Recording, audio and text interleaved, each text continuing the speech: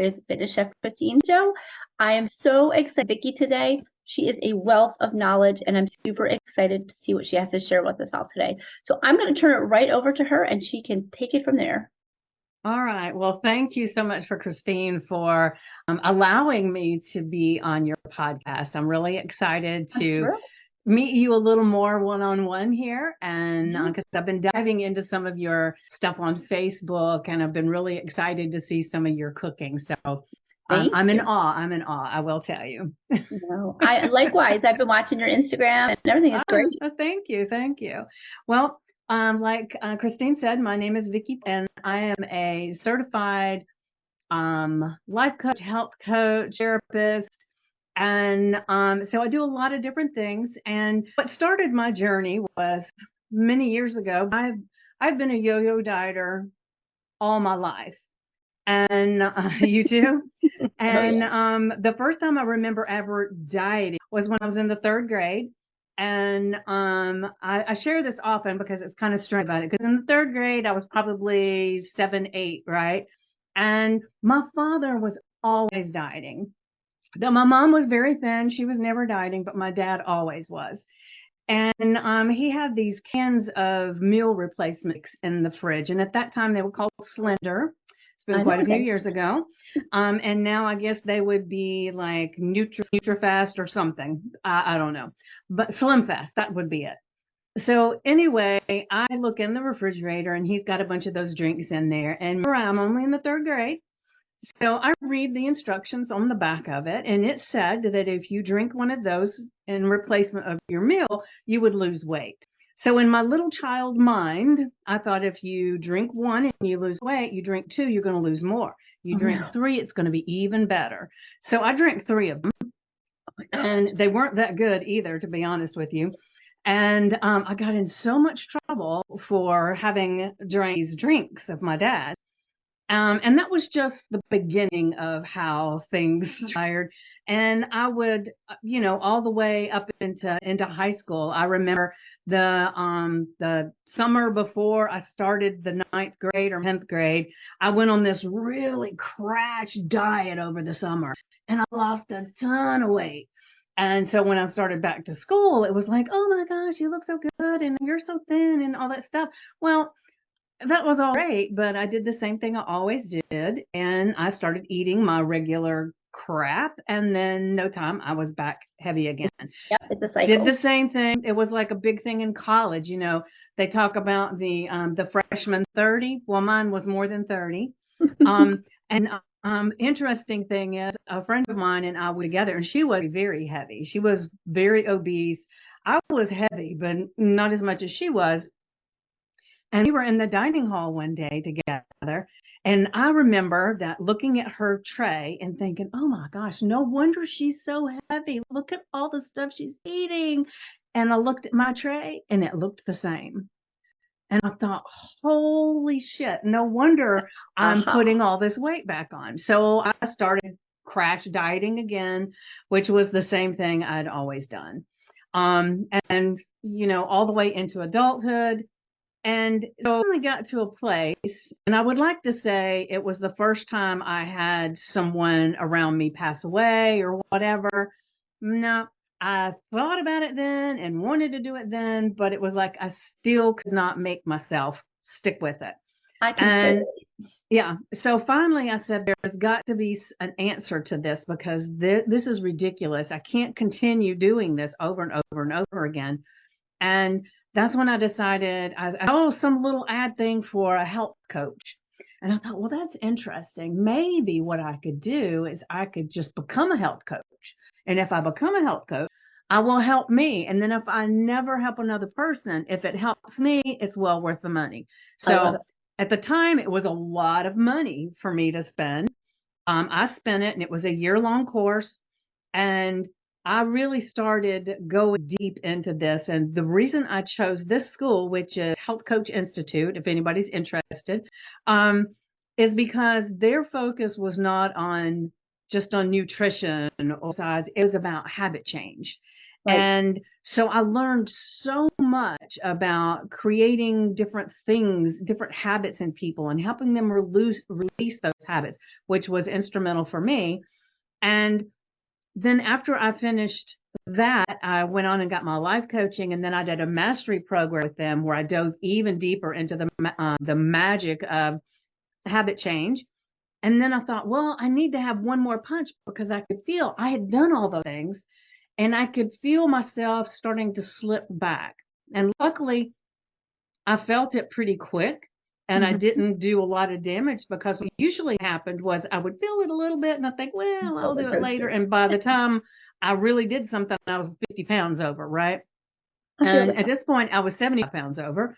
And or when I first started with the health coaching. And so I decided to do one more thing. And I had hypnosis once many, many years before, and it helped me, but I didn't stick with it. I didn't Right. continue trying to learn and everything. So I ended up getting 5 different certifications in hypnosis because, each one's a different way of doing it and a different teacher that teaches you something new. And so it was like I was just grasping everything I could in order to help me. And then as I was doing that, I was able to help others. So I've actually been a coach working for about 5 years, but I will say I didn't really start treating an actual profession and not a hobby until just like a couple of years ago. Gotcha. I was like, I kind Well, of played with it. interestingly enough, I always say you can't pour from an empty cup. Right. So now that you have all that knowledge, now you can freely pour it upon your clients and really you are right there with them because I always feel like best coaches are the people that have gone through it. Like Definitely. you've been in the trenches and you know what it takes to get there and you know how you can backslide. You know all the pitfalls. So I feel like that's the best kind of coach out there because then you can give your intimate knowledge of what because And we can, empathize. yeah, well, we can all have the book knowledge, but being able to implement it into life is sometimes the challenge. I would bet almost everybody knows how to lose weight, Oh, yeah, I but did. we know, but we don't do it. So, Right, right. that's the beauty of really learning the habits and things. So I would love to hear more about the hypno. I just think that's fascinating. Okay. Well, the thing that's I love about hypnosis is that no matter what your thoughts are, but let me back up. Hypnosis is not what a lot of people think it is. A lot of people have seen it on TV and seen all these things, and they think that somebody can hypnotize you, make you go rob a bank, Right. make you cluck like a chicken if they say the word duck or something. I don't know. But I will say that some of that is true to an extent, but it's because the people want to. Now, I'm going to give you 2 examples, okay? Because I've had 2 different types of hypnosis on me that Mm-hmm. show a very big difference, okay? A lot of people don't realize it because I do get in front of the camera and I am a talker, but uh, but I am one of those people that's kind of an introvert extrovert. There's times that I'm very comfortable just being an introvert, and other times I want to sit back and not be noticed. I want to just watch, right? 100% Well, understand that. yeah, yeah. So my family and I, we all went on a cruise, and on this cruise, they had one of the stage hypnotists. And so he called, out to the audience and everything, anybody that wants to be planned and just come on up to the stage. So I decided I'm going to do it. And part of the reason was I've spent my whole life always filtering my voice. Didn't want to upset somebody, didn't want to make somebody angry, didn't want somebody to think I was stupid. Whatever it was, I filtered my voice a lot. Right. And That fear so of judgment. yes, big. So I go up on the stage, and the stage was full of people that wanted to be part of the show. And so he did like this little hypnosis thing. And my stepfather was actually up there as well. He didn't stay there like I did. But anyway, he put us all under hypnosis and he told us that he was going to have us play a musical instrument and our favorite instrument for us to close our eyes. And so at least I heard music. Now I don't know what was actually playing because I'm not sure. And I heard this piano that was like boom, boom, boom, you know. So Right. I'm up there and I'm playing. I mean, I'm jamming on this piano. Eyes are closed, and I kept feeling the person next to me who I thought was playing a violin because their arm kept touching me every now and then. Um, and then when he finally had us open our eyes, I remember the stage was full. I could not even tell you how many people were up there. When I opened my eyes, they were only like five. Interesting. Yeah, and the man beside me was not there anymore, but I could still feel his arm. It was weird. But That's anyway, in hypnosis, what he did was he took us and he put us in chairs in a line, and then he had us all standing up, and he was going from one person to the next. He was telling them something, and so as I was watching him do that, he would tell them, you know, you're not going to remember how old you are when I ask. And I would think in my mind, well, that's stupid. They're going to know how old they are, you know. Sure enough, they wouldn't know how old they were. And so he gets all the way and he tells me, and like I was having this opinion about everything he was doing in my mind, but I was watching. mm-hmm. And he told me, he said, I'm going to ask you your name and you'll tell me. He said, I'm going to ask you to spell it. And when I do, you won't remember how to spell your name. And I thought, well, that's stupid. That is going to happen to me. So he asked me my name and I said, my name is Vickie. And he said, how do you spell that? And you know how when you think about writing something down, sometimes you envision your name, right? You envision the letters, right? Well, I saw the letters, but they were all moving around and I couldn't figure out what went first. So I couldn't do, he said I wouldn't be able to, and I Right. couldn't. So Right. anyway, that was the first, and I thought, this is weird. So I was cognitive of everything that was going on. And so he went through this place where he told me, that the person sitting beside me smelled really bad and I could smell, they smelled really bad and I kept scooting away. And so he did a lot of those little trick things. Right. And then obviously I was deeper in hypnosis than anybody else, obviously, because he used me for a lot of the stuff. And so at one point he had me standing up in front of everybody else. Everybody else was sitting in chairs. And he told me that different things that I was going to think and I was going to do, and I was good with it. And he said, in a minute, I'm going to have you, he said, I want you to put your hands, and I did. And he said, so this is a gun. And what this gun does is it puts people to sleep. He said, so we're going to do is I'm going to have you look at all the other participants on stage, and one by one, you're going to shoot them with this gun and they're going to fall asleep. So I said, Interesting. okay, yeah.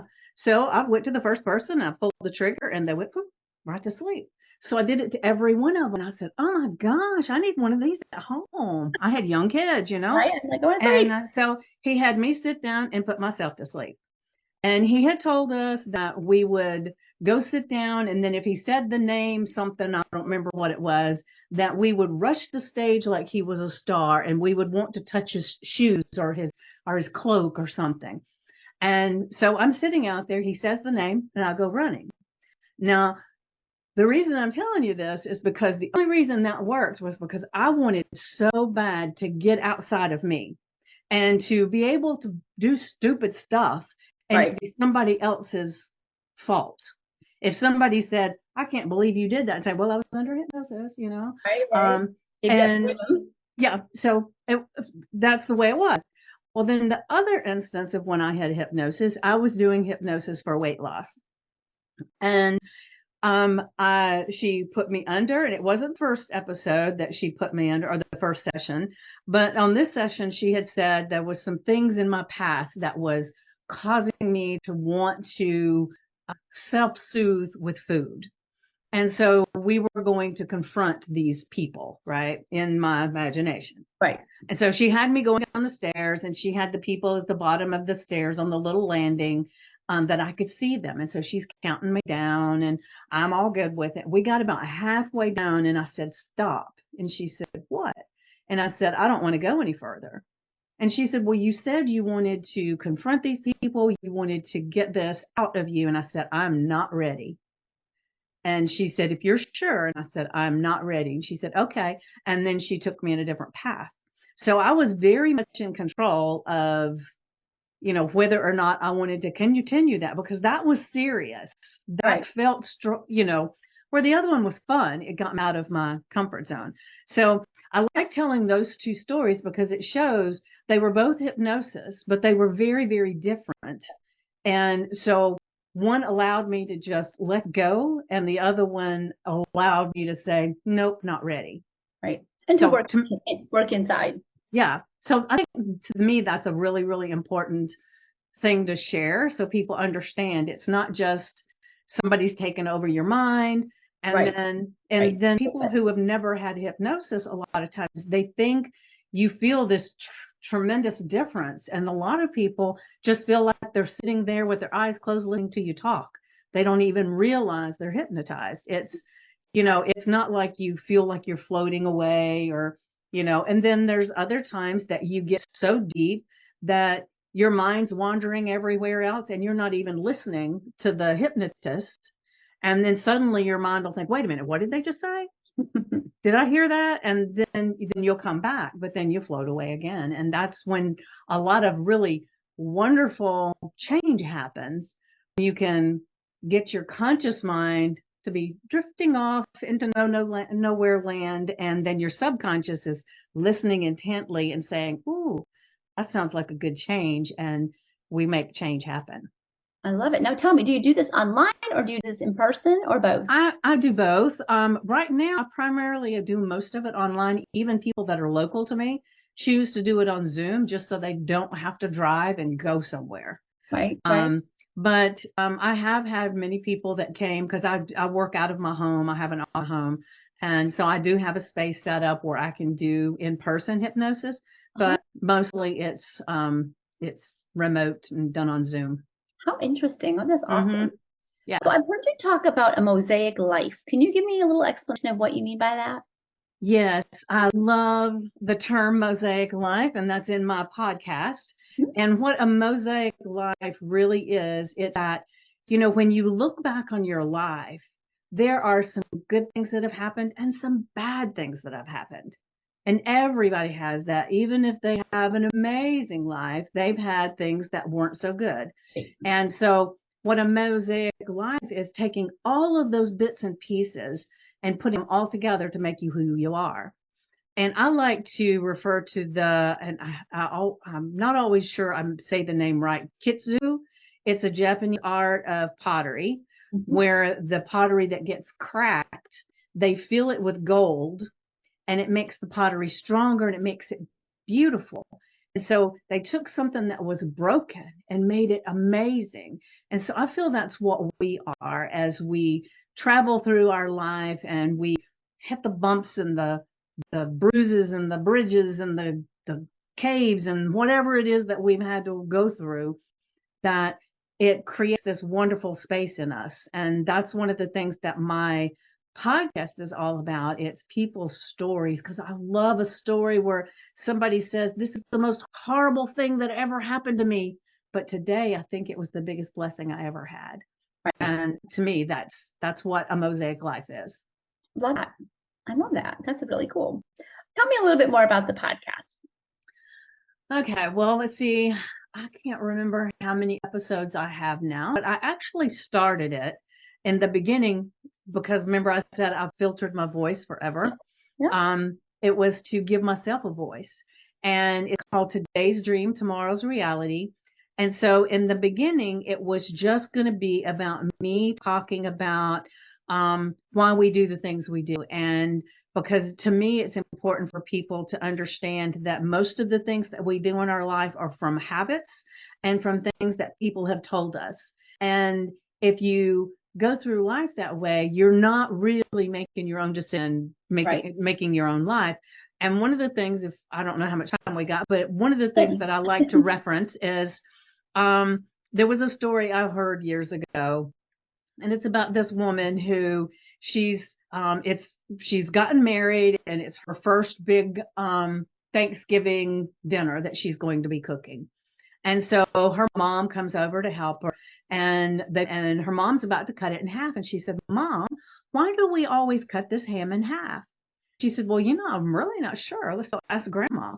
And she talks to Grandma, and Grandma says, "Well, I'm not really sure either. Let me call my mom. And so she calls her mom, and her mom says, well, to be honest with you, it's because when I got married, I didn't have a pot big enough to put the ham in, so I cut it in half. And so for all these generations, they had been doing this thing because they thought it was the best way to cook the ham, when it was actually only because the woman didn't have a pot big enough to cook it in. And so I think there are so many things in our life that we've adopted because that's what everybody else does or what somebody says, without questioning it. So that was, I wanted people to question things and, look at the habits that they've got and what they're doing, and maybe make different choices and different decisions. I love Joe Dispenza, and one of his books is Breaking the Habit of Being Yourself. And he has some amazing, amazing tools in there that I share with people, a lot with my clients and all. And so, pardon? I'm a habit junkie as well. Yes. I have all kind of habit books and habit research and everything. I love it. Yes, me too.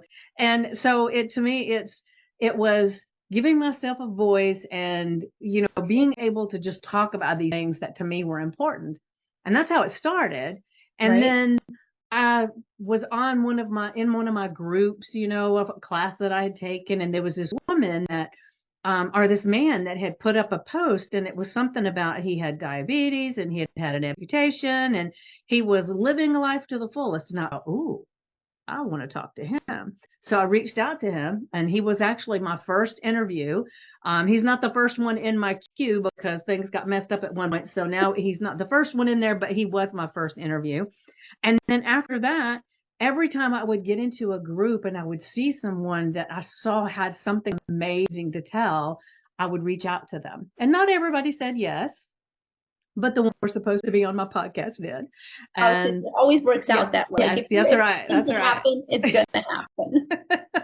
So that's how it all started. And so I have had such amazing stories that I've shared on my podcast. One of the ones that I think has gotten the most views of any of them I've done is a woman who, Brianne Moore, and she had some horrific sexual abuse and human trafficking happening when she was really young. And she developed multiple personalities from it. And so she is, I've viewed her I think more than twice, because she has such an amazing story to tell and share, so that people realize, if they're dealing with something like that, they're not the only one, and they can reach out to her. She helps women with fertility issues because she's womb, trauma, as a lot of time has to do with women's infertility. And, so it's like, oh my gosh. And I've had authors, and I had a woman who was a PE teacher, and she ended up out riding her bicycle one day in the Colorado mountains. How fit she was to ride a bicycle in the Colorado mountains. And she got hit by a car and was partially paralyzed. Oh my. And after that, she actually went back to school to be a nurse. So she became a nurse in a wheelchair when everybody told her she couldn't do it. And she wrote a book. And so, I mean, there's so many of those stories that I've been able to share that, and I've, and we're both in the Do the Thing group, right? Yes, we are. Yes. And so Stacy was the reason I started my podcast, and I had her in my podcast not too long ago. And one of the things I told her was that I hired a coach for my business, told me that I had to stop my podcast and focus on my business, because it's not my business, it's this other thing is. And I told him, I said, well, that's not going to happen, because I feel like this is my baby and my self-care. Yeah. And this what it makes me happy. And if I never make a dime off of this thing, I love it. And I love having guests, and I love being part of this. And I cannot imagine walking away. Well, and he said, okay. The two can work together. I mean, they're not mutually exclusive.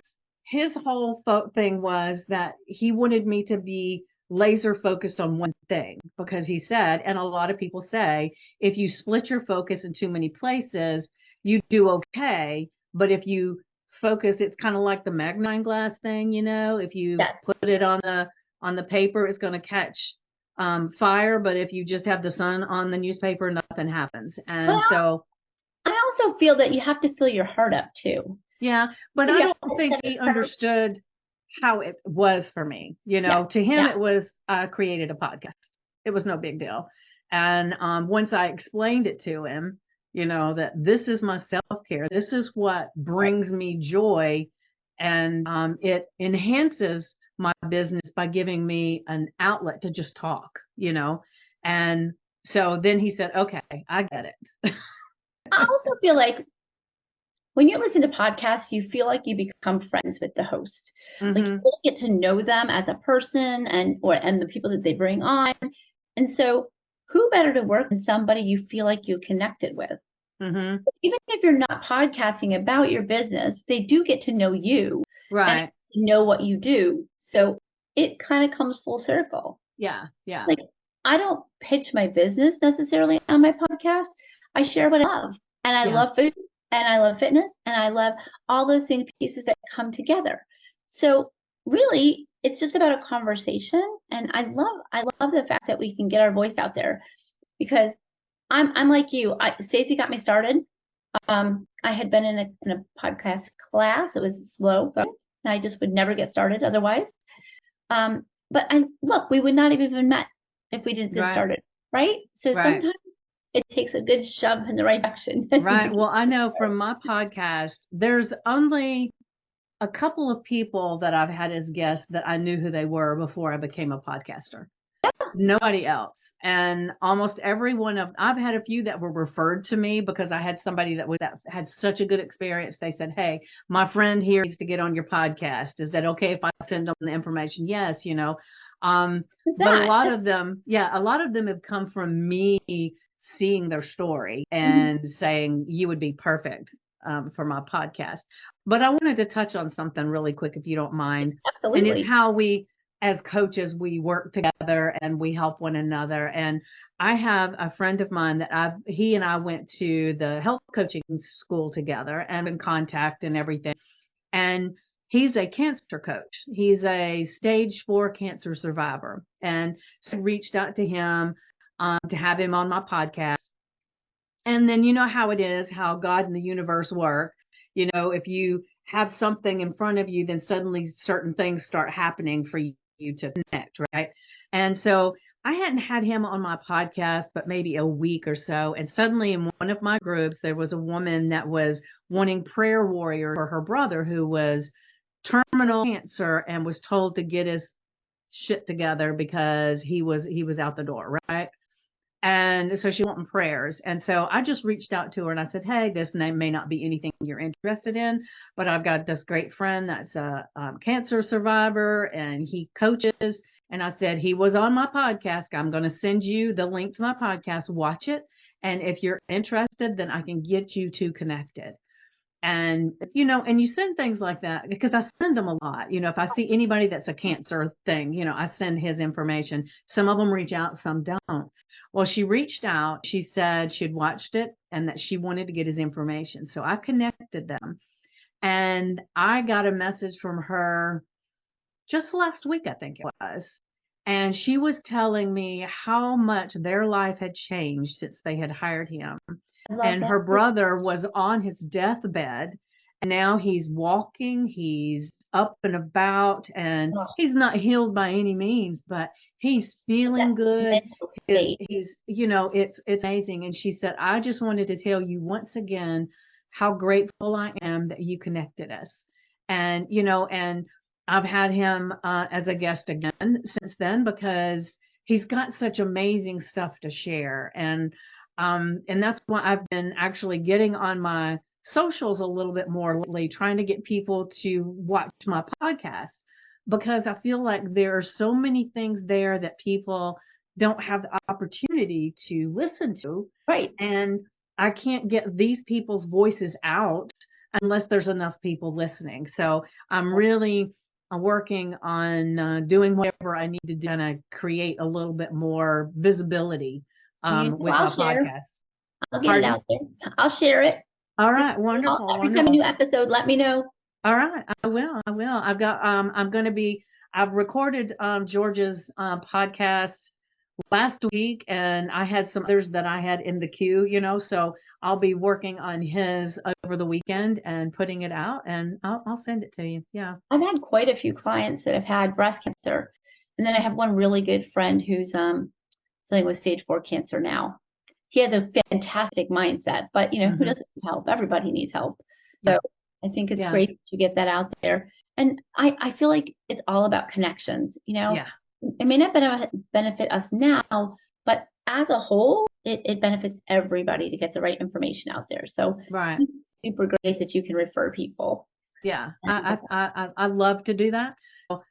If I know somebody that needs something and I know somebody that can help, even if it's not me, I'll share the I'm the information. same. I'm the Yeah. same because Yeah. honestly, being part of being a heart-centered coach and having faith is knowing that what you give out, you get in return. Yeah. And if I'm not the person to help somebody, I certainly don't mind if I help find them somebody who can. Right. Right. I think Yeah. however you can get them help is a plus. Yes. So, is there anything we've missed? Anything that you want to add in? Um, I mean, not that I'm trying to wrap up or anything. I mean, like yeah. sometimes things pop in and out of my head as we're talking. Yeah. Well, there's almost two things, but they're kind of related as far as what the message is. So I'll just go ahead and share this one that is not quite as personal. I don't know why, but anyway, but it is kind of personal. I had hired a business coach, the same one that was about the podcast thing, and Right. he understood, and he was amazing. And so I had gotten a 90-day program from him. And we met 3 times a week on Zoom, and it was a group setting. And then we got so many one-on-one calls Right. with him, right?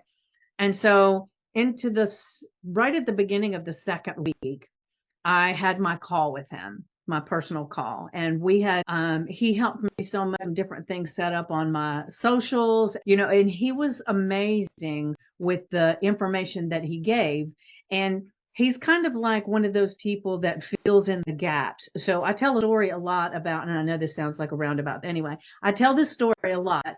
And I had moved into my house and my lawnmower wouldn't work, and I couldn't figure out what was wrong with it. So and found out that it was the spark plug, but then I couldn't find the spark plug on the lawnmower. So I Googled that, and somebody showed pull the spark plug where it was in this little case, and then he shows it in his hand, but he didn't show me how to get it out and into the hand. Right. So I went and I couldn't figure it out. So I went and looked at a whole bunch of videos, and every one of those men showed that's where it's at. This is what it is. Make sure you get the right number. Well, I couldn't get it out. So I Right. ended up going to a neighbor, and he said, you need a special tool. I had to go to Home Depot and get it and use the tool to get it out and then take care of it. Right. And not one video filled in that gap. So did you And make it a would have video? been so simple to show there's this tool right here. Find this tool. If you don't have it, go to Home Depot and get it, and then show how to get the damn thing out. Right. I would have been wham, bam, bam, bam, got it done. But it took me hours of research and help and everything. Okay. So this coach, to me, he was the person that I knew this much, and I didn't know the in between. I And understand. he was showing me, do this, do this, do this, do this. And I'm thinking, oh my gosh, this is amazing. Well, we were supposed to I talked to him on Wednesday, and we were supposed to have a meeting on Thursday, and he was moving across country, so he canceled the meeting on Thursday.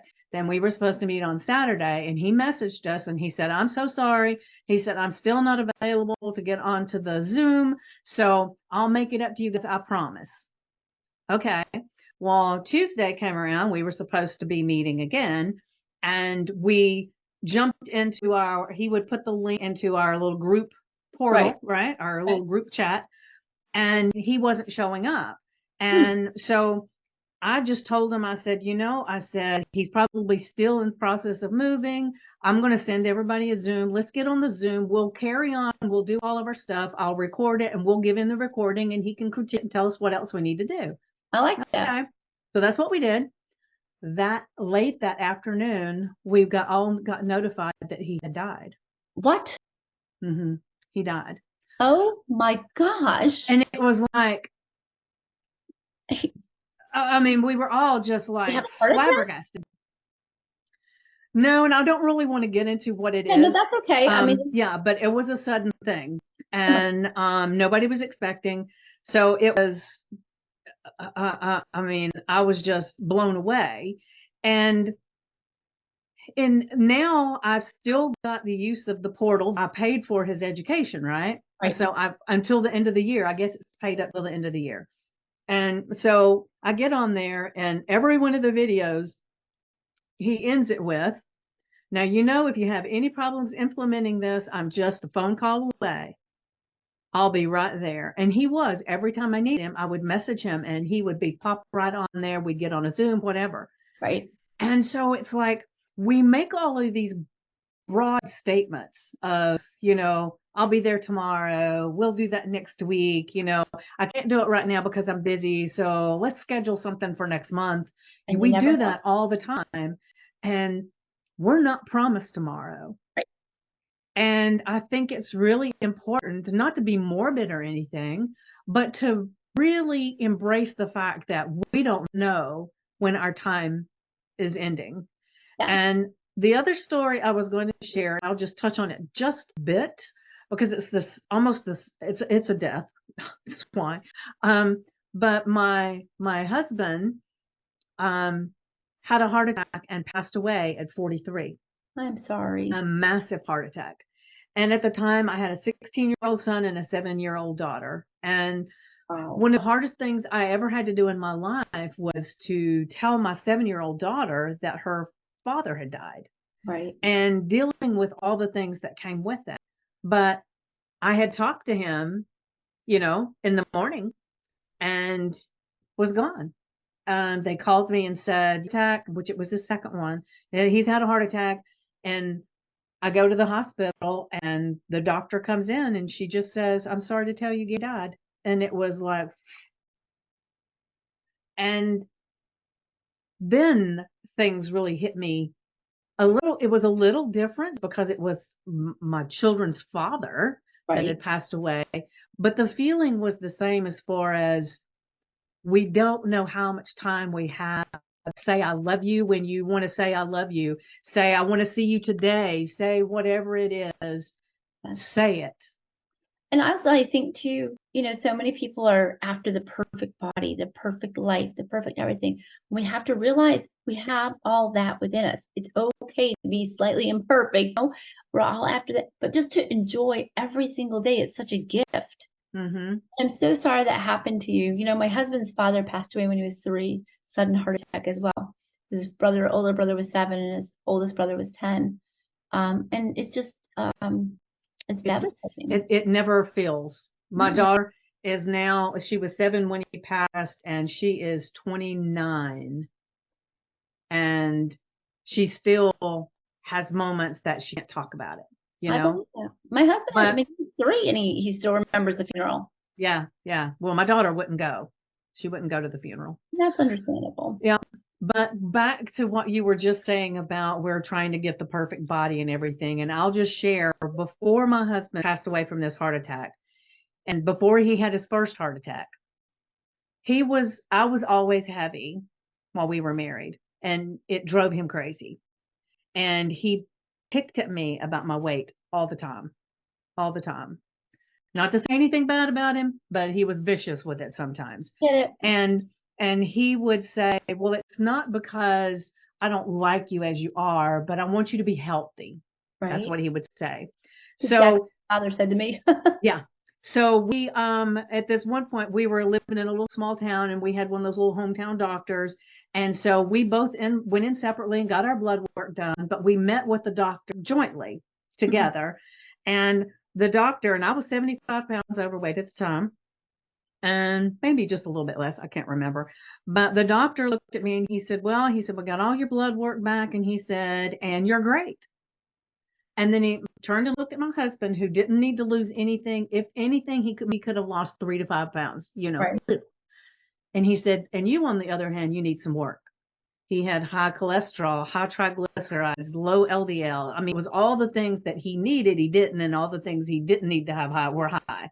Yeah. And so he put him on a regimen and everything, and then he ended up having one heart attack. And then 3 years later, he had a second one that killed him. And so I was really heavy, and he kept worried about my health, but I was healthy and he Right. wasn't. And so I tell my clients all the time, the goal is not to have the skinniest casket in the cemetery. It's to be as healthy as you can right now. And granted, I don't want to be 75 pounds overweight, because I know that now that the longer you're at that weight, the more taxing it is on your body and the more Right. likely you are to have things show up. Yes. But it's never never a goal of I need to be this size, because once you get to that size, there's no goal left, and you just revert back to all your old behaviors and gain that and more. Right. And there are people that are really thin that have a horrible body image. They don't Yeah. see Oh, yeah. themselves as perfect. We may, but they don't. And so Absolutely. it's learning to not only eat healthy, but to see your body as this amazing vessel that it is, this Absolutely. God-given thing that if you can open your friggin' eyes and you can hear, you can see, you can move, you can breathe, all of those things are such a gift that I think a lot of times we get so bogged down, like you said, into what this external stuff is, that we don't embrace the magic of what we have. I agree. In fact, I always tell my clients, look, our job is to make you the healthiest 90-year-old, the healthiest 100-year-old you could possibly be, with good mobility, good movement, good, good overall health, energy, all of that. It isn't about today necessarily, it's in the future. We're looking to be our best self for as long as we can. Right. And I think if you get that focus off of, I need it right now, Mm-hmm. it's a lot of pressure off, but it also gives you a lot more happiness with where you're at. Yes, yes. I actually have a client right now that I'm working with that this is not the first time I've worked with her. The first time I worked with her, she didn't lose the weight she wanted to lose, but she lost some other stuff that was not serving her life. And then, yeah, so then we got together again, and her whole thing had changed because her father had passed away from diabetes after 2 amputations, and she was pre-diabetic. And it was like, how we have to do. We have to keep talking to them. Why do you want this? What's going on? Why do you want this? Till they finally get to the place where they're crying and they know what it is. Well, she finally got to the place where the only reason she wanted to do this wasn't so that she could get into these pants or into this top or somebody would admire her. It was because she friggin' live. Right. And when she got to that place, now, I mean, she is going gangbusters with everything I tell her to do. She does it. And she is just blowing her own mind, with how capable she is of making decisions for her health. And that's the only thing I want for everybody I work with, is for them to make a decision on what they want and let me help them make it happen. And like you said, it doesn't happen overnight. Right.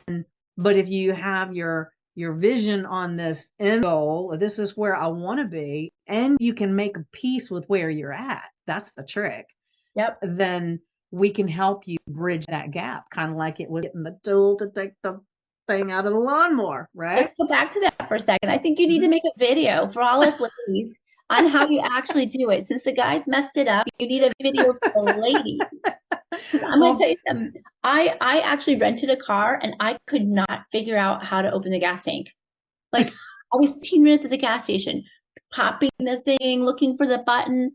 So I had to go on YouTube University and look. Thankfully, somebody had posted it. I guess it was an odd thing. It was like in the glove box. It was some weird place. I'm like, who would think to look there? Yeah. It worked. I found out. And so I'm endlessly thankful for those people that take the time to bridge that gap, because I am not mechanical at all. Or the people that do the videos that show you, like, copy this, paste that. That's me. That's fine. Well, So I had an anyway, incident one time that was years ago. Was I went to go get in my car and I hit the remote and the remote wasn't working. Well, so there was no way I could get in my car. None. And I thought, what the heck? And then how am I going to get it to crank? You yeah, know? yeah, And so I thought about it and I thought about it and I said, there has to be a way. This cannot be the only thing. People don't just abandon vehicles because the remote quit working, you know? So I went on, at the time I didn't do Google. I went on Facebook on my friends list and I said, hey, this is what happened. This is what my remote looks like. I've got a Jeep Grand Cherokee. You know, what do I do? And one of my friends, actually somebody from high school, popped up and said, there's a way for you to open it up and it has a little key in there. mm-hmm. And you can open the door and you can crank the car. What the heck? You know? Because it didn't even have it had a place for the remote to sit, Yep. but no key. And I thought, how is that possible? But that's the only way I got to work that day. And I was just blown away. You know, it's something that people don't tell you. I have a Mazda. This is so funny. I have a Mazda. I think it's a CRX or whatever it is. I don't know. I always forget the name. But for 6 months, the automatic trunk would not open. I could not open it. I couldn't do it manually. I couldn't get it to open. So YouTube University, one night someone posted a video of the 3 steps that you had to take. They were so non-intuitive that I would have never got it. But my son did it, and boom, thing has opened ever since. Like, really? For 6 months, I didn't have this thing working. Yeah. Yeah, it's interesting. And I will say, after that happened with the lawnmower, I was going to go make a video. And What? I thought, where's my best use of my time? Is it making that or going ahead and doing the damn grass? So I went ahead and cut the grass. Well, that may be so, but just think, at the end of your days, there could be somebody watching your video after you're gone, long gone, saying, "Oh, I'm so thankful this person showed me how to do That's this." true. Maybe I need to go ahead and do another one. Do Because one. I think, someday when I'm gone, my kids are going to see me on the YouTube and be like, "Oh, there's my mom." Yeah. It's a crazy thing. I don't know. Yeah. But it is amazing when you can run into someone who can help you, especially like business or personal wise, not just a lawnmower, and how to figure out the in between, Let me tell you you, know? I have been a part of an 18-month mastermind, and it saved me bazillions of hours of time. Sometimes investing in yourself is the best way to move forward It's quickly. always the best Yes, way. it is the best. I mean, you have to find a right person, but once you Hmm. find that right person, it exponentially moves you along. I mean, it's so much faster and do it the right way and the healthy way I can't say enough how important it is to find that person that's going to help you in your journey. And Hmm. especially somebody like you with so much knowledge and different ways to accomplish that. I think I'm in awe of all your capabilities. I think it's Oh, awesome. thank you. Oh, you're welcome. I love to see the unique abilities of different coaches. And I just think it's great, all that you do. It's fabulous. And I'm so glad you came on with me today. I love all Well, your thank you. I'm stories. so glad you had me. It's been fun. I've enjoyed Yeah, it. went fast. I was like, oh, I great. know. I know. Has it been an hour already? I know. I don't know. I could talk forever. I'm a talker too. So, but it has been awesome to have you, and I'd love to have you again too. So Oh, yes, definitely. we'll catch up, and maybe in 6 months or so, we'll see how we're doing. That sounds good. We have lots And I more. think you're going to try to be on my podcast next, though. I surely will. Yes, It'd be great. yes. So this way we keep tabs on each other. Keep That's moving right. forward. That's right. Maybe we'll have to. I will say George is the cancer coach. When I had him on, we were talking about maybe creating some kind of mastermind where several of us coaches could get in together and help lift each other up and I fill love in the that. gaps for one another and, just give us a different mountain to climb, I guess. Well, I feel like, coaches, because we give so much energy out, a lot of times you can feel like you're on an island. You're so busy chatting with everybody and making sure they're on the right thing that sometimes you feel like you're all alone in the whole coaching world. So it's always good to have that connection with other coaches. Makes Yes. us stronger, better coaches. So Yes, love to definitely. do that anytime. Yeah. Well, I'll let you know when he and I get it all together. I like it. All right, my friend. Well, thank you again. And if you would, so that our listeners can get in contact with you, just drop me a little note with your links and anything that you'd want to do, because I know you have books and you have Instagram and Facebook and all of the other things. And also, real quick, I have because I don't know when you're going to be getting this up, but I have a master class. Do what? I'm quick, girl. Okay, me too, because I don't edit. No, I don't edit either. But I have a master class that I'm going to be teaching. It's called Sweet Deception. And it is Monday, October 30th at 7 p.m. Eastern. Okay. It's on Eventbrite, so I can give you the link. Yes, definitely link. I'll pop it in show notes. Yeah, and it's all about sugar, the food industry, about the polarity of food, why we have cravings, and all these different things. And so it's going to be amazing. So I'm so looking forward to it. And there's not a lot of seats left available. So hopefully you get it up there. The last seats will be taken and it'll be full. I'll make sure we get that out there. I'm I'm equally disturbed by the food industry and the amount of sugar that we have in everything. So I think that's a great benefit to many people. Yes, definitely. I love it. All right, my friends, thank you so much for joining us. And look for the show notes. You will find all the information about Vickie and all the things that we've talked about. Vickie, thanks again. Thank you. I'm going to stop recording and I will get that converted, and I'll probably get that up tomorrow. Okay. Sometimes it takes me a little time because I go through Descript and then I download it and I have all these little things I do with it. So I'll try and get that up as quickly as possible. Okay. And do you want me to stick in an email or Facebook or wherever you want to do it? I'll grab it. Okay. But if you have any kind of contact information that you want me to share, just give it all to me. I'll just all of it. All right. I'm sorry. Go ahead. Oh, I usually go through Descript and I download the transcript. And then I go